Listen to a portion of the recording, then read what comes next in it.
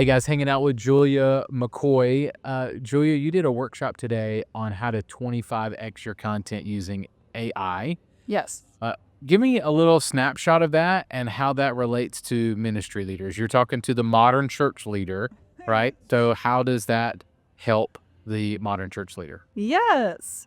So I think the advantage in the times we live in is just incredible. Like we've actually entered a new era. Yeah. And that's insane. Like we've left the industrial revolution. We're now entering what's called the technology era, the AI age. So we're looking at scientific laws have been broken. We have new compute doubling every 2 months instead of every 2 years.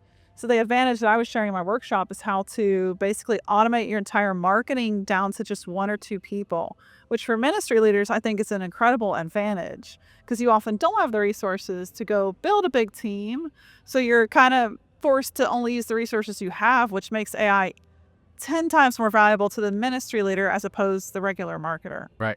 How scary is it to ministry leaders? Have they been resistant to you to go, I don't want, I'm nervous about using AI, or they've been receptive? So I don't typically market to ministry leaders. Justin Dean found me and he's like, hey, we're putting on this conference. You should come here and talk about AI. And I was That like, guy. are you sure? Are you sure? Yeah. That's not my typical market, but I can, and I'm Yeah. faith-based. So I was like, okay. Yeah. And I have to say, being here, I mean, we're here among 3,000 people or so. It's incredible. And the conversations I've had, there's I would say, there's a healthy concern that we aren't talking enough about it. And I was like, that's not what I expected from pastors. Yeah. No. And instead, the conversations, the circles I've sat in, the tables I've been at, it's been like, I think more jobs are going to be lost than they're talking about. And I'm like, you are spot on. Because that's actually what's coming. We're looking at the total automation of all jobs in the next half century. Okay, so I've talked to a lot of folks over the last couple of days that don't think that think, nope, the designers are still going to have a job. Video people are still going to have a job. It's still going to take humans doing the storytelling. You're coming from more of a corporate background. Do you feel different? Do you feel like, and this is your experience, right? You left your own company because you saw AI coming and you're like, Yes. it's going to replace me, so I'm out. Yes. Talk to me about that. Do you think it's coming? Is AI coming to replace us? Oh, definitely. There was a study that came out this January 2024 where 2,700 AI researchers all got together from like Berkeley, University of Oxford, and they all studied jobs in every sector, every market, from driving a truck to writing a bestseller, everything. And they Driving a said truck? driving a truck, everything you can think of, installing a sink, like everything. And they said that all jobs will be automated by the year 2100. Every single job at above human capabilities. So But 75 years or so, but right? we're actually 47 years ahead of schedule on the GPT side. So you add Okay. that Okay. formula in there, we could be looking at this in 10 years or less. Yeah. How does that scare? I mean, I know that like Elon and others that were with OpenAI, they were like, "Oh, this is moving faster than Yeah, we." he co-founded it, named it. Yeah. So how does that relate to? How are you seeing that? Are you seeing like just rapid speed? Yeah, I think that first of all, there's a lot of hype. So Elon Musk, for example, put on this event in Burbank, California, rented the entire Warner Brothers studio, called it We Robot, and it was like iRobot but Elon Musk version. Right. And so he deployed these cars, robo-taxis, cyber cars, humanoids. But what turned out the next day, the stock plummeted because people there found out that the humanoids were not autonomous. They were actually being directed by a human in a VR suit. But he never disclosed that. That was not the impression. So there is a lot of hype. There's a lot of acceleration of this that's fake and not true. But behind it all, like we have to look at what's actually going to happen and cross-reference that against the data. So if we do that, we see GPT has had a 15,000x increase in just 5 years.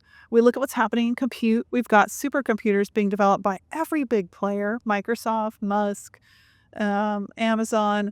They're all doing it. And then Mark Zuckerberg. And we're in this race right now. And the nature of exponentials is that once you've unlocked something one time, that creates this foundation from which you just create a rocket ship. So there's a lot of hype. And I think there's some untruths in that hype, like Copilot gets on stage and Satya Nadella is like, "Oh, we can now do agents." You open up your computer, none of those agents work. So there's that. But next January, will they work? Yeah, they will, and they'll work better than we expect. So we're looking at this, like, crazy cycle right now that's hard to predict, but we can see where it's going because of the data. Very interesting. It is. So, do you think that a lot of this is over the head of a normal ministry leader and they're like, "I don't know, I can't compute that yet. Maybe when it becomes more user-friendly, I'm in." These poor people. I mean, like I said, I don't know why they invited me. I'm like, "Are you ready?" Because this is what I know. I will nerd out on you. Yes, Yes. I do. I do find I would say I mean, here, I've had an incredible, I would say, interaction that I didn't expect, where I thought a lot of ministry leaders, like, you turn around, talk to the lunch line people, and it's like, "What are you talking about? AI." Well, I was called the evil Terminator. Ha ha. Actually was. And so that prompts a You were called the evil conversation. Terminator? I was. You are, in fact, the manager of Skynet, I believe. That's what There's people on the internet believe that. assistant to the assistant manager of Skynet, I believe is what people are calling you around here this week. That would be accurate. Yeah. So I've been really impressed with there's like I would say there's some healthy fear. But beyond healthy fear, there's actually not only willingness to talk about it, but even some great thoughts about what we need to do to prepare that I haven't actually heard in business circles. Really? What have you heard from Yes. churches that you're not hearing in or ministry leaders that you're not hearing from Yeah. business circles? Yesterday, I sat in a circle. I kind of crashed it because I heard 3 words: Sam Altman. That's 2 words, and then UBI. And I was like, "Oh man." I'm there. So it was. Did I tell y'all I'm the manager of Skynet? Can I say it right here? Okay. Keep on. So it was a pastor from a California church, Australia church, and then 2 people from Texas, ministry leaders. And it was interesting with that diversity, what they were talking about. What I sat down in the middle of was them saying, I don't think the person up on stage recently actually did the automation justice. We think it's going to be way worse, way more severe. And one of them had an answer for it where he was going, we need to prepare by finding our meaning. And I'm like, that's what I've been talking about on YouTube, because what we're going to see is this disattachment of labor from capital. We've never had that in the history of the world. We've never had automation taking over jobs, AI, robots doing the work for us. We've always had to have a human. So this is a new paradigm shift, You don't completely think new. it's humans training robots to do the I think it is now, but I think in 5 to 10 they're gonna train years, themselves? absolutely. Mm. So the But bay it's of trying to train us. So Skynet's gonna take over. I mean, that is exactly what you're saying. No. It's gonna become self-aware. I think okay, It's this still interview is scaring me right now. I am literally weirded out. No. camped off. All right. All right. No, they'll turn themselves off, by the way. Yeah. All right, let's kind of switch gears to visual media, and let's talk about AI, imagery, and video. And I know a lot of your work has really kind of been contained in the text world, but where do you see AI, imagery, and video going, especially as it relates to ministry? Yeah. I think something I was hearing from some of the speakers here is very interesting, where we can actually take holographic images of ourselves, put that in other countries that were previously inaccessible, and then Correct. spread the word that way. I love Amazing. that. Correct. Yes. Yes. So if we're using tools like HeyGen or others, I know we have a mutual friend in Dustin Stout that's doing some of this. That if it's trained on my face and if it has a reference point, I'll give you an example. So I host a podcast and I had it take a clip of the podcast and train it on my camera shot, and then and my voice, and I typed in a script, and it took that camera shot and changed my lips to say that script. It was a little bit off, but I tell, like, okay, in the third generation of this, this is going to be incredible. It will be Yes. me saying something I didn't actually say. I typed it in a script.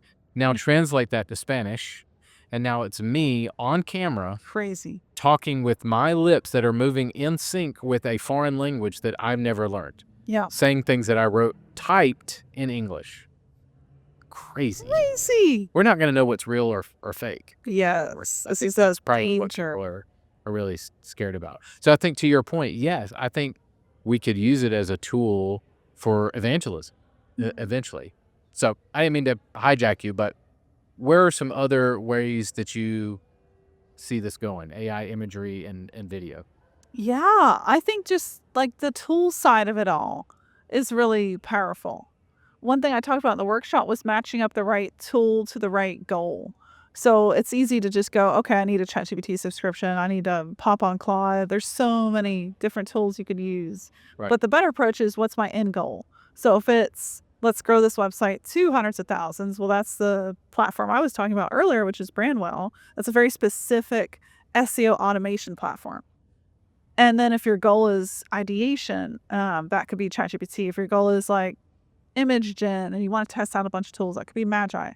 Right. So think about your end goal, match the tool to that. And I think that's where you can get like a 25x gain versus like a 5%. Right. Okay. Last question for you. Where do you see us going in? Because the technology is moving so rapidly in this space. Where do you see us in 6 months, a year? Well, it's interesting because literally next January, we're supposed to have level 3 in OpenAI's 5 levels to AGI. And level 3 is agentic. So it's this idea of billions of AI agents out there deploying and doing all the work amongst themselves, almost like a swarm of like worker bees. And what's interesting is this week, like we're talking, I think mid-October right now, Satya Nadella, the CEO of Microsoft, was on stage in the UK, and he just unveiled 10 autonomous agents that complete tasks inside of Copilot in like 10 different industries. And they're almost general purpose, you could say. Now, is that functional? Probably a few months off from that. But just to see that launch, I think we're going to achieve that sooner. So I think in the next 6 months, we could be at level 3 in that 5-step framework. We could see the use of a lot more agents and this idea, because it's going to take a mindset shift in the population just to understand this is the nature of work now, where it's like, okay, instead of me getting all this work done, how do I deploy an agent on my behalf that I've trained? Okay. All right. My brain needs a nap after this interview. Thank you for it. Yeah, that's typical. You're welcome. Thanks for your time. Glad to be here. This has been a podcast presentation of Church Visuals. Executive produced by Carl Barnhill. Edited by Mario Franco. Title and show graphics by Angie Lomas. For more resources to help you visually communicate the gospel, visit churchvisuals.com.